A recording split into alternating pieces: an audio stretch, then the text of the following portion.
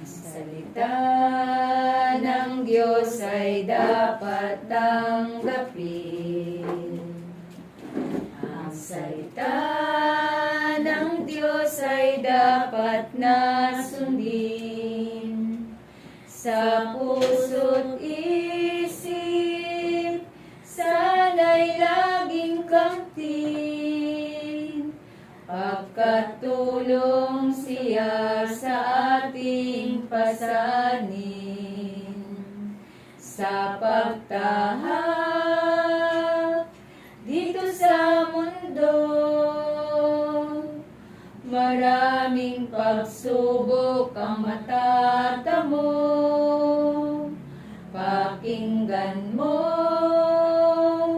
isabuhay mo ang salita ng Diyos, ang tanging gabay mo. Ang mabuting balita ng ating Panginoon ayon kay San Mateo. Papuri sa iyo, Panginoon. Ang paghuhukom. Darating ang anak ng tao bilang hari, kasama ang lahat ng anghel, at luluklok sa kanyang maringal na trono. Sa panahong iyon, matitipon sa harapan niya ang lahat ng tao. Sila ay magbubukod-bukurin niya, tulad ng ginagawa ng pastol sa mga tupa at mga kambing. Ilalagay niya sa kanyang kanan ang mga tupa at sa kaliwa ang mga kambing. At sasabihin ng hari sa mga nasa kanan, "Hali kayo, mga pinagpala ng aking Ama. Pumasok na kayo at manirahan sa kahariang inihanda para sa inyo mula pa ng likhain ang sanlibutan.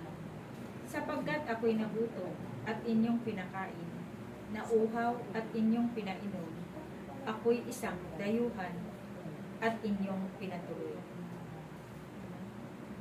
Ito ang mabuting balita ng ating kaligtasan. Pinupuri ka namin, Panginoong Heso Kristo.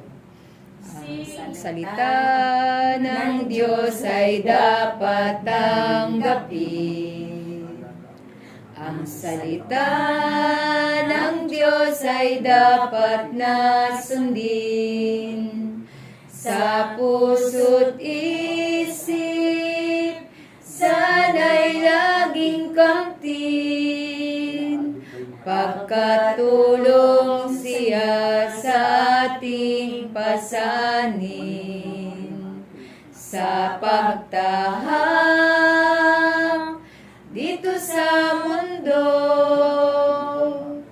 maraming pagsubok ang matatamo. Pakinggan mo, isabuhay mo